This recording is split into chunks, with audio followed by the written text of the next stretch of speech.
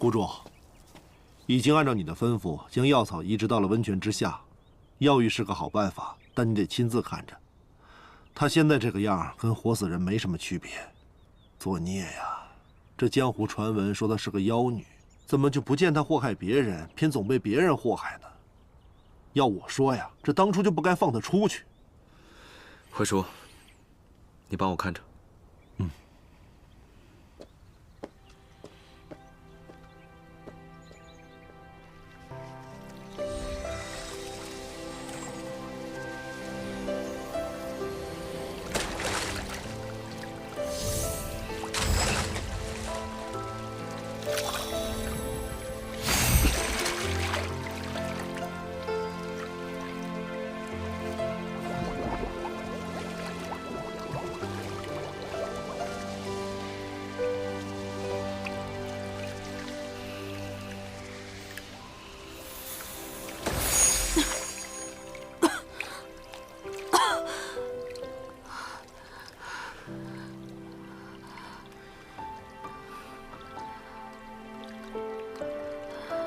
你刚刚是在给我疗伤吗？有没有觉得哪里不舒服？手脚能动吗？对了，我记得你中了一箭，你没事吗？是你自己把手放下，还是我把你放下？我觉得好舒服啊，虽然我身上能动了，虽然还有点酸软，但是你把我抱进来的，那就原样把我抱出去吧。唉，我是为了谁变成这样的？你就不能对我多一些医者仁心吗？我把你从唐门救下，没让你被当众打死，又把你从苍崎的囚禁圈里面解救出来，没让你窒息而亡，这还不算医者仁心？是，你一再把我从泥潭里解救出来，对我有天大的恩情。可是你又不让我以身相许，我实在是不知该怎么谢你。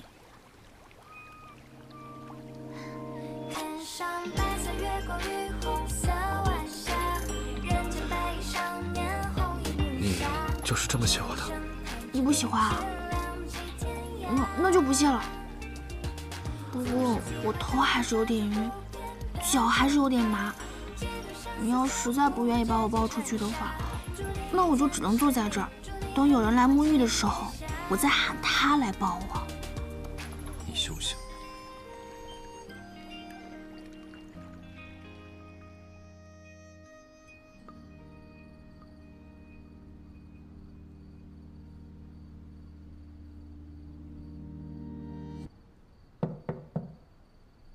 剑。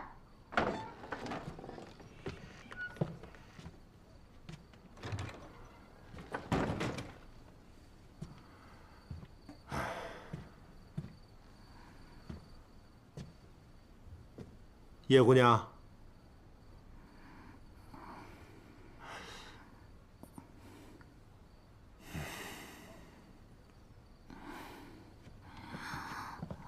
辉叔，我好多了，真的不用这样每天都2碗2碗的服药。这可是谷主吩咐的，1碗是治你伤的，1碗是治你白发的。不是这么个治法，我也不想喝什么何首乌。没有何首乌了，换了药方。你要不喝，那我端走便是。不过他肯定还会再把你扔进那个池子里。要说那药浴呀，还真是功效无穷啊。不过泡久了，你可能会全身发绿，弄不好啊，这个头发都绿了。辉叔，辉叔，哎呀！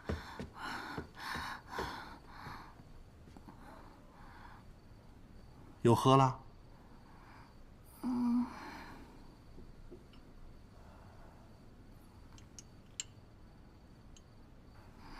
哎，这才对嘛。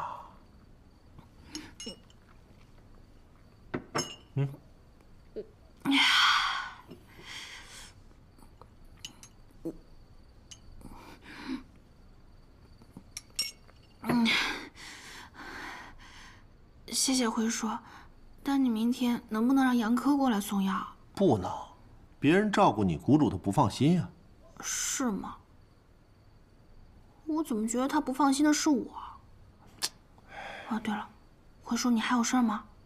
谷主他怎么了？他不会还在生气吧？他哪能生你气呢？我觉着他还在回味你们那个双人药浴呢。你们这群没用的废物！拖货！来人！王爷息怒，我等真的是无能为力。拖出去！等等，王爷，我想起来了，听说有本奇书，叫做《本草真经》，上面很可能有医治这种病症的方子。我只知道《神农本草经》，《本草经集注》，《本草真经》是什么？你们胡编乱造唬人！这么大把年纪，亏你们说得出口。给我滚！走走。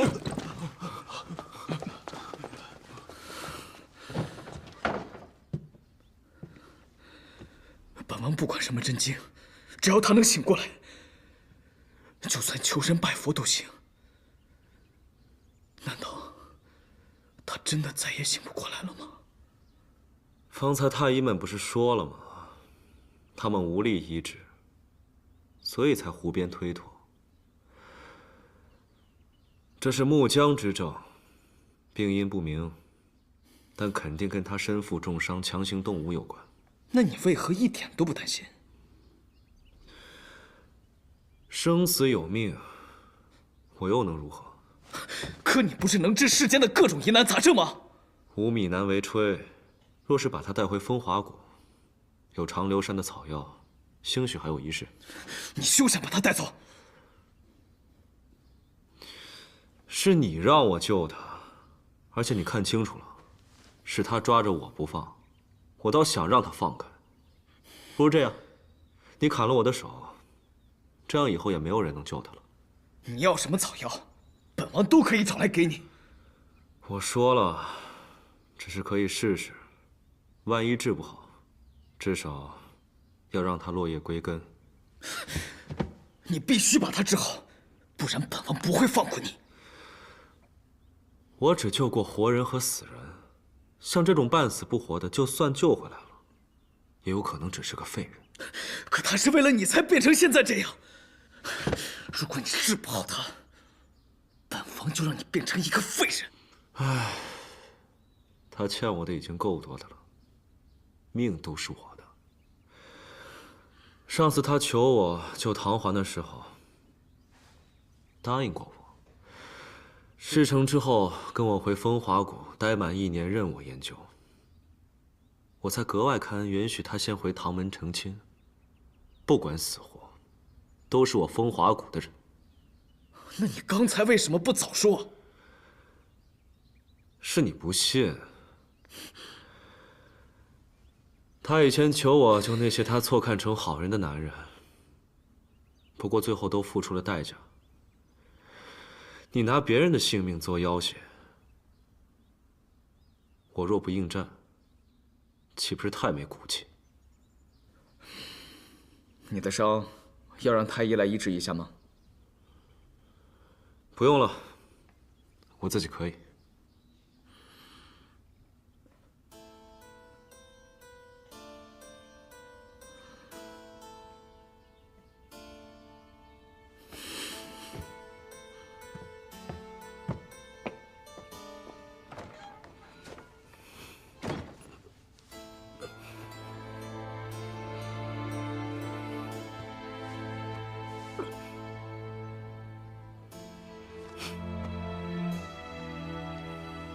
王爷，我们误伤了王妃，还请王爷责罚。是本王的疏忽，起来吧。谢王爷。王爷，属下知道您担心王妃，但事关重大，必须向您回禀。何事啊？朝中大臣联名上奏，3年前，先皇和太子在叛乱中去世，幸亏您平定叛乱。但您一直只肯做摄政王治理朝廷，如今天下已定，望您回京登基为帝，以防宵小作乱，稳定民心。本王没想过登基为帝，只有王爷才能肩负起守护万民的责任。请王爷速速回京登基，以安江山社稷。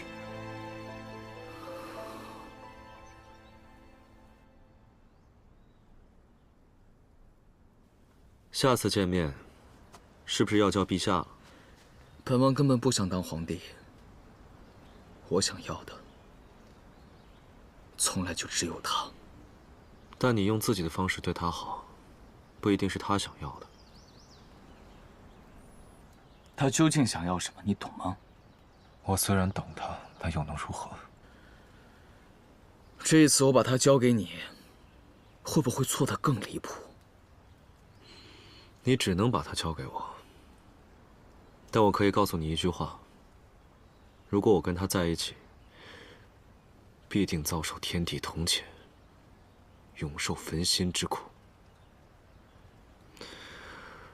我还年轻，还没有窥探医圣之道，所以我不想早死。好，本王再信你最后一次。若违背此事，我会让你死得很难看。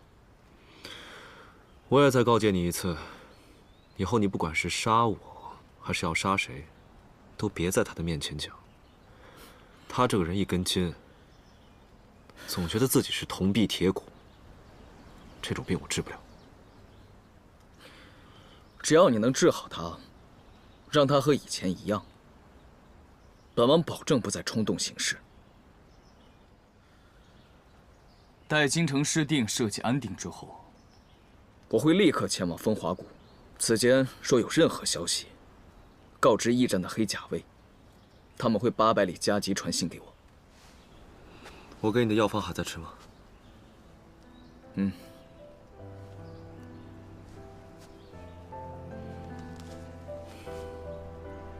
我给你开了一张新的方子，你是内症，服完药才好。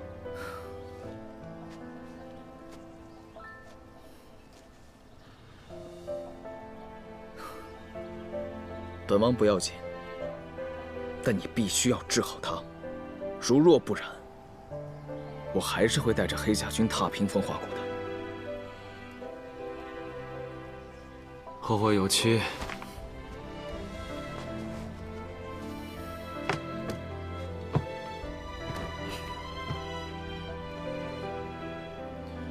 撤！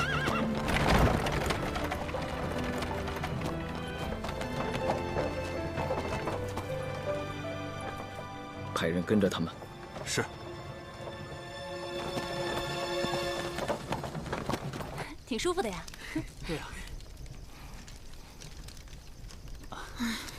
怎么还不来啊？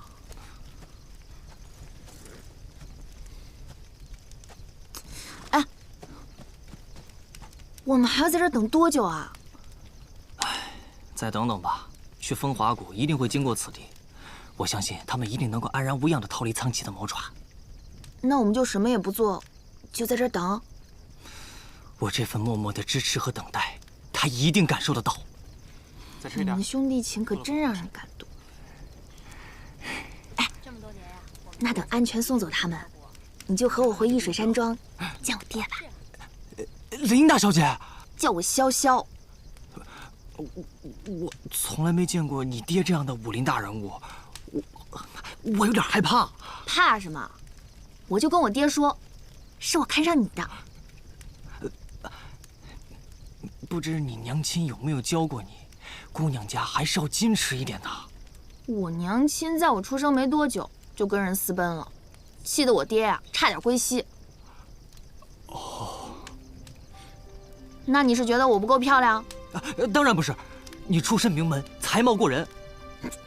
才我是没有，貌还行吧。哎，也谈不上过人。我每次看到比我漂亮的女人，都想把她们埋掉。啊！但叶希是个例外，我真是太佩服她了，对她心服口服。那你为什么不喜欢我？你是觉得我性格不好？也不是，你直来直往，性格嚣张的跋扈到六亲不认的样子，实在是太特别了。夸得有点假啊。我心领了。你别扭。我问你啊，你要钱有钱，要脸有脸，为何到现在还不娶妻？这个一定要回答吗？对啊。嗯，我不知道这么说你能不能听明白。其实有时候男女之间的感情很复杂，反倒是朋友之间的感情更为纯粹。明白。不过我从小到大，只有我不想要的，没有我得不到的东西。白月呢是个例外，得不到也就算了。苍崎也不太正常，不算。大小姐，男人不是东西。你也不用这么自卑吧。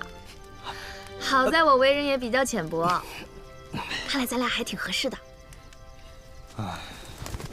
哎，少爷，白公子的信来了。快念。哎，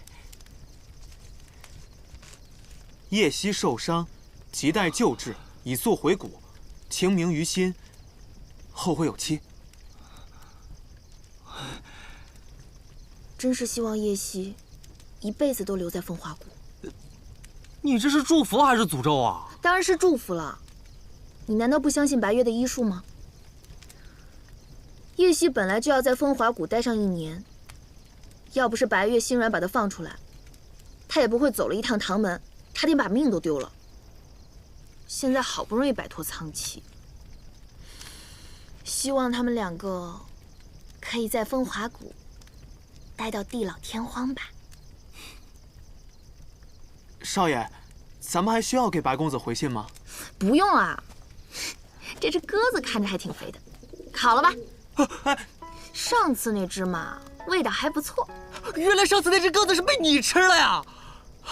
那可是价值1座城池的万里啊！这只坚决不能再吃了，这是白公子送给我的，价值比我原来那只还贵上10倍，绝对不能吃了。一只鸽子而已，看开点。你以后也会落在我的手里。孩子，哎，烤鸽子。好嘞。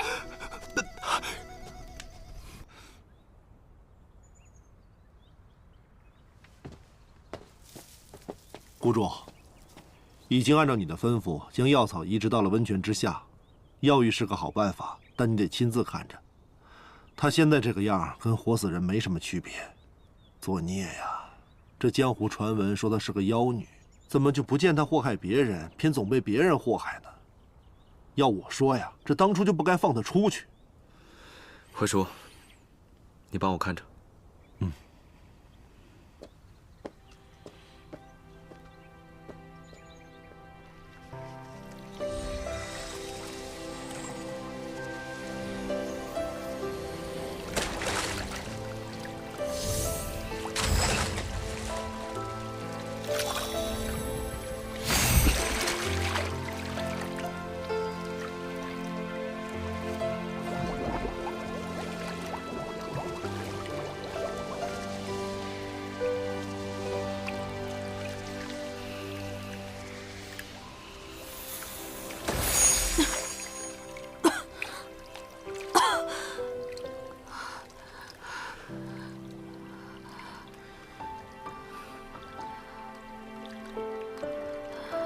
你刚刚是在给我疗伤吗？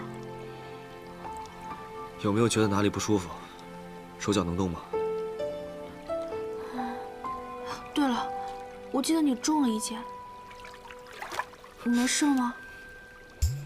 是你自己把手放下，还是我把你放下？我觉得好舒服啊，虽然我身上能动了，虽然还有点酸软，但是你把我抱进来的，那就原样把我抱出去吧。哎，我是为了谁变成这样的？你就不能对我多一些医者仁心吗？我把你从唐门救下，没让你被当众打死，又把你从苍崎的囚禁圈里面解救出来，没让你窒息而亡，这还不算医者仁心？是，你一再把我从泥潭里解救出来，对我有天大的恩情。可是你又不让我以身相许，我实在是不知该怎么谢你。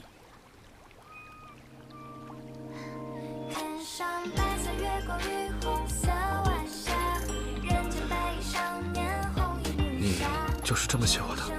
你不喜欢啊？那就不谢了。不过我头还是有点晕，脚还是有点麻。你要实在不愿意把我抱出去的话，那我就只能坐在这儿，等有人来沐浴的时候，我再喊他来抱我。你休想！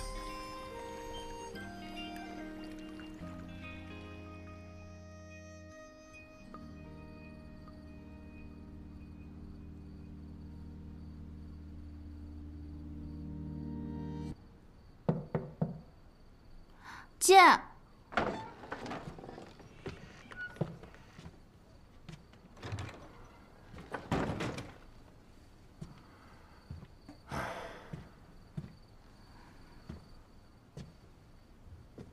叶姑娘，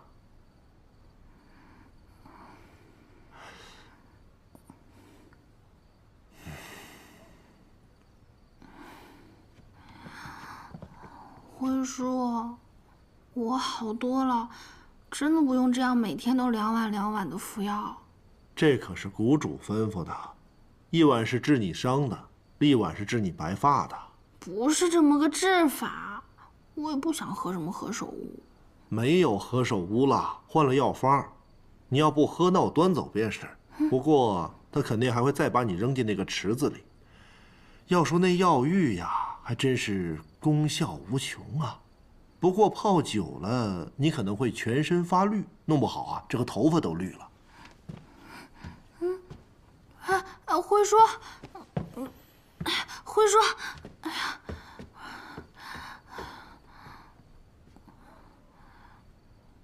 又喝了？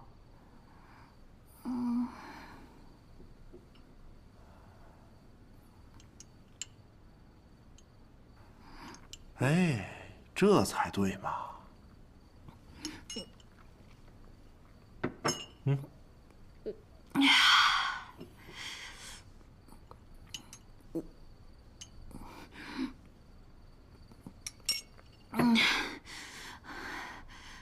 谢谢辉叔，但你明天能不能让杨科过来送药？不能，别人照顾你，谷主他不放心呀。是吗？我怎么觉得他不放心的是我？哦，对了，辉叔，你还有事吗？谷主他怎么了？他不会还在生气吧？他哪能生你气呢？我觉着他还在回味你们那个双人药浴呢。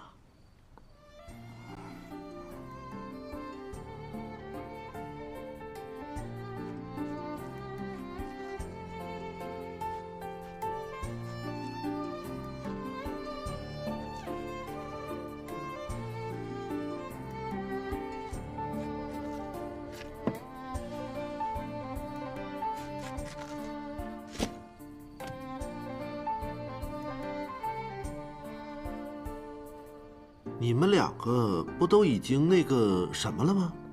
辉叔，你就别再试探我了。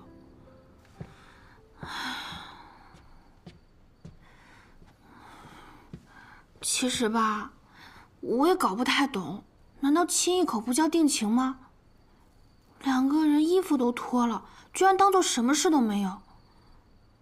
这话本里的风花雪月，也差不多是这个样子吧。非也，非也。唉，你看的那些呀，那都是话本里写的。现实中，女孩就不能主动一点？辉叔，你老一直这么鼓动我，不太好吧？那我既然劝不了她，总希望她能过得惬意一些，别太压抑嘛。姑娘，你是不知道啊，在你没来之前，那么多年，我几乎没见过她有第2种表情。可你来了以后呢，她是一会儿笑，一会儿怒，会脸红，会暴跳了，反倒多了些烟火气。有再多烟火气有什么用？她不还是什么都不肯说？就她呀，有些话你打死她，她也不会说的。姑娘，我给你讲一个你从未听过的故事吧。啊，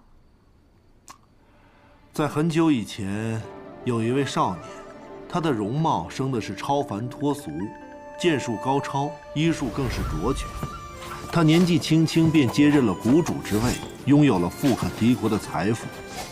他提前站到了世人无法触及的巅峰，无人能与他比肩。这也就意味着，他注定要活在别人无法理解的孤独之中。少年在那高处等了许久，都未曾有人爬上来与他一起笑谈天地。1年又1年的失望之后，他开始自己和自己下棋，自己和自己说话。他并不是喜欢孤独，而是习惯了孤独。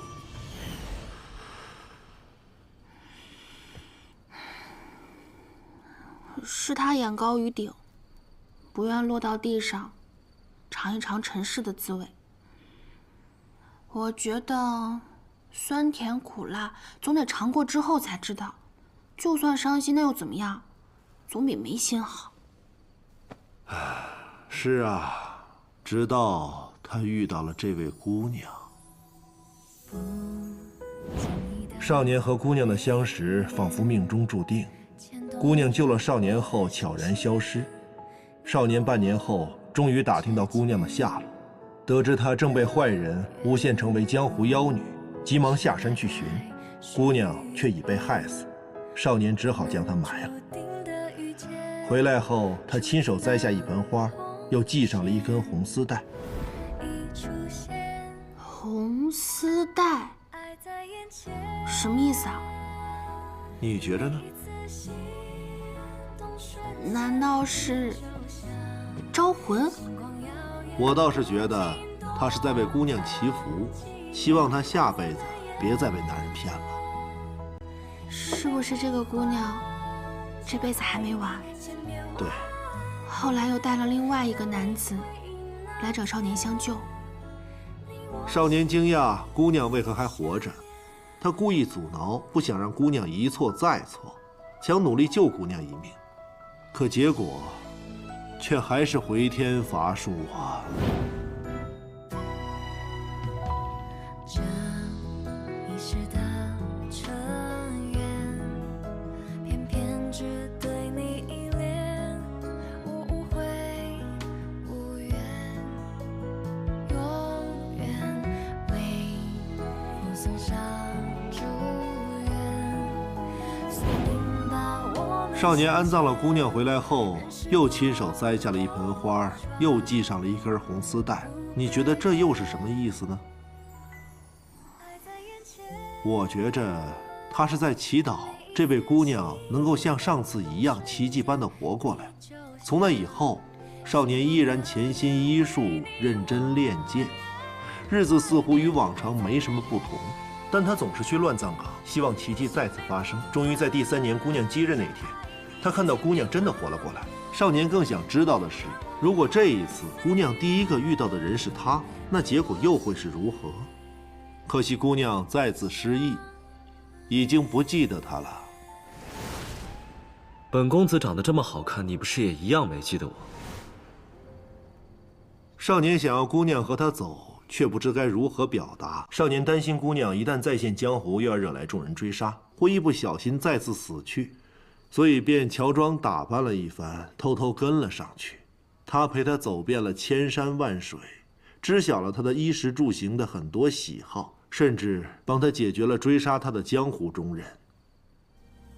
老板，再加1碗面，多放青菜，少放油，少放盐，不要葱花，不要香菜，不要辣椒。听说是他们要抓的妖女走了，所以他是怎么对付那些江湖中人的？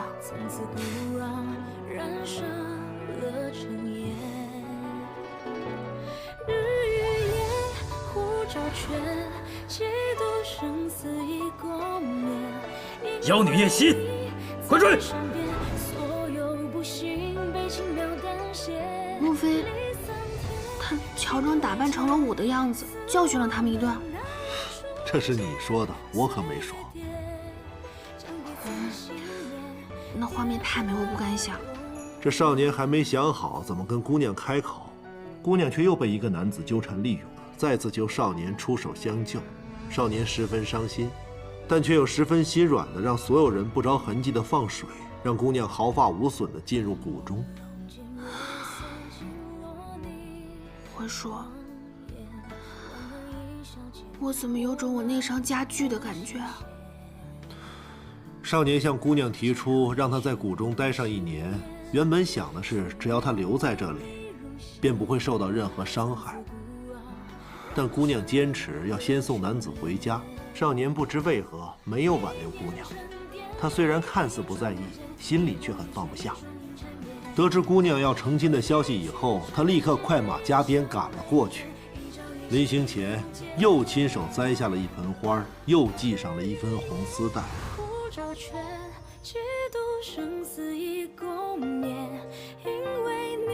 少年还精心为姑娘准备了一份礼物，却不知该不该在她婚礼的时候送给她。姑娘在成亲的时候中了圈套，又身受重伤，少年忙着救治姑娘，就更没有机会送出这个礼物。叶姑娘，我的故事讲完了，你早点歇着吧。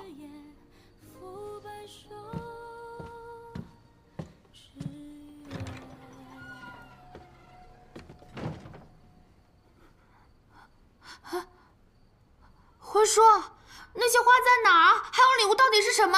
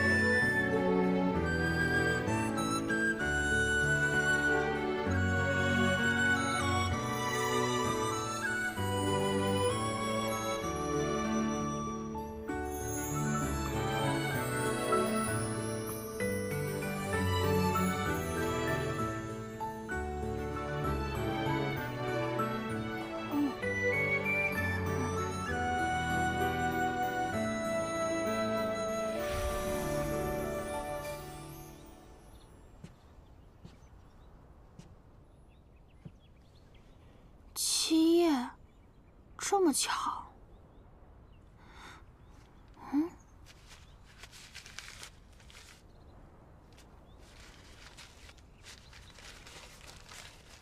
相思子、苍耳、酸枣仁当归，思儿早归呀。这盆上的红丝带应该是祈求姑娘能够保护好自己，早日平安归来。少年总是嘴上不饶人，但却从未伤害过姑娘，反而一直默默守护着她，3番5次在她有危险的时候出手相救。这世间太多人会说漂亮话，却无半分真心，也有很多人不善于表达自己的真心。若是无人说破，姑娘可能永远都不知道少年为她做了那么多。对姑娘好，就应该及时说出来，让姑娘明白。不要总是让姑娘猜来猜去。我觉得世间大部分女子都不知道这是什么意思。多少男女就这样活生生错过了。因为人在年轻的时候常常不懂爱啊。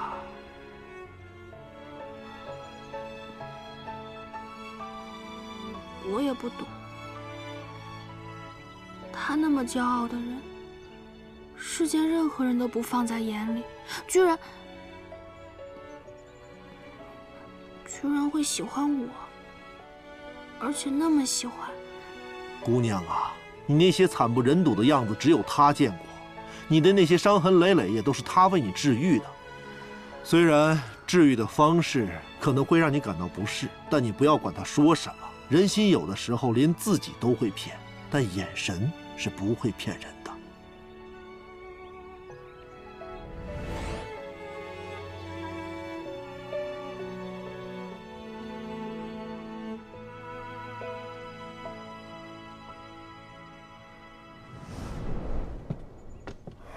我跟随他多年，知晓他待你是不同的，是唯一不同的。他打死都不肯说，我是实在忍不住了，才多嘴2句。姑娘啊，他既然不肯走出这最后一步，姑娘你为何不能往前多走2步呢？我如果真多走2步，就可以走到他心里去吗？不行，不是，这些我都不知道呀。其实我当时说要嫁给唐欢，也是想要逼他一下，可他装的滴水不漏。你等等，我要静静，我要静静。行，那你就先静静吧，但记得把药喝了。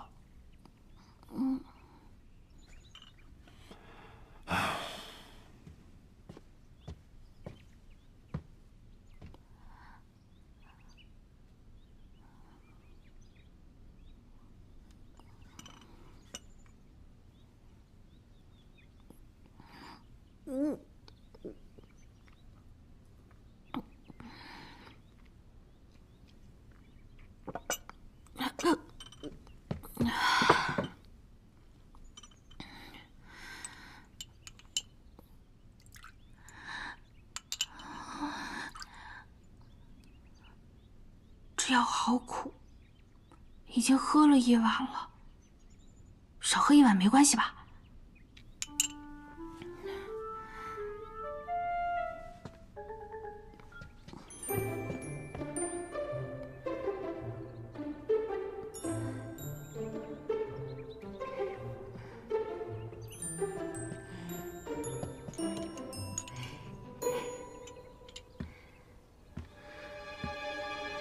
干什么呢？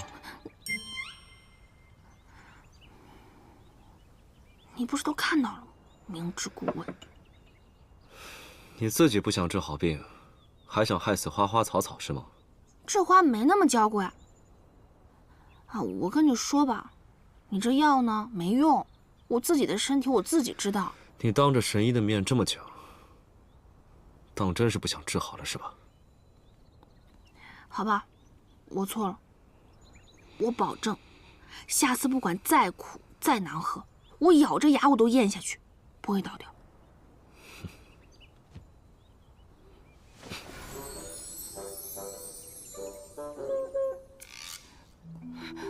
虽然你道歉的很快，但你刚才那番话，让本公子寒了心。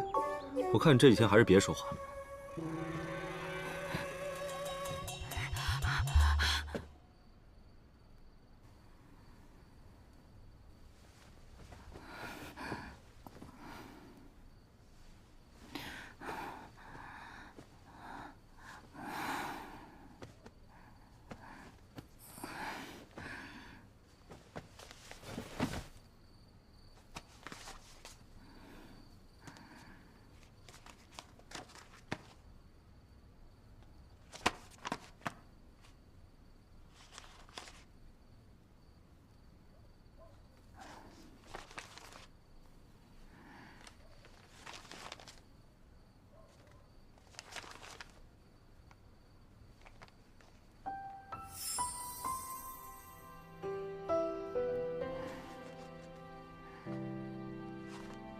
草木本无心，到底什么是心疼呢？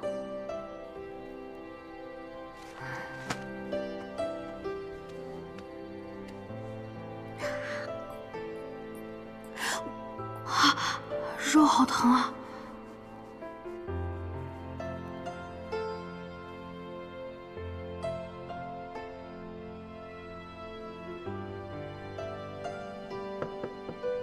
进。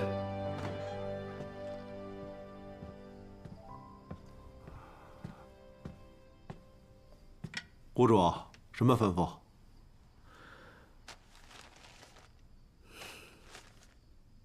又换药方？哎，这药是越来越苦啊！难怪每次叶姑娘吃的都一副视死如归的样子。良药才苦口，可惜没有人参。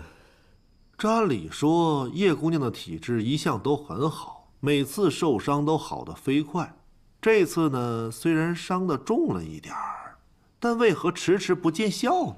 哎呀，每次看到她一头白发呀，还真是让人糟心呢。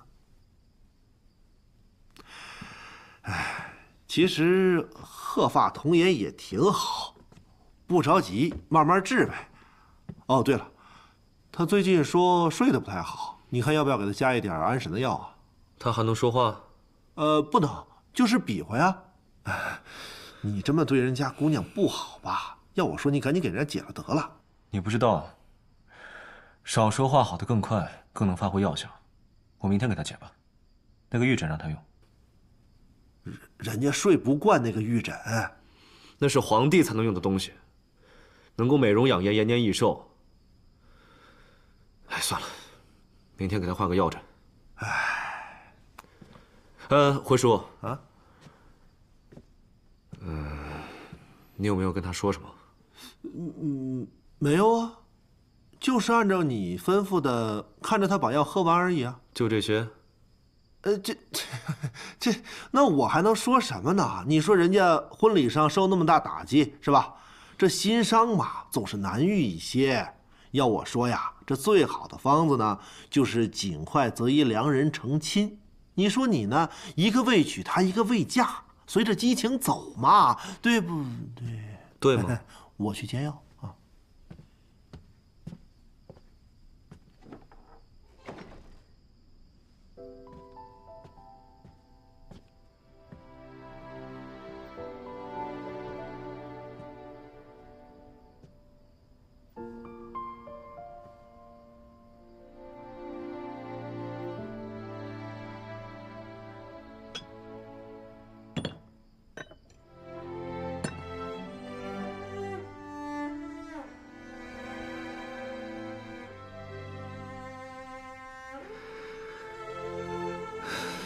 努力的不喜欢，都已经让我心如刀绞。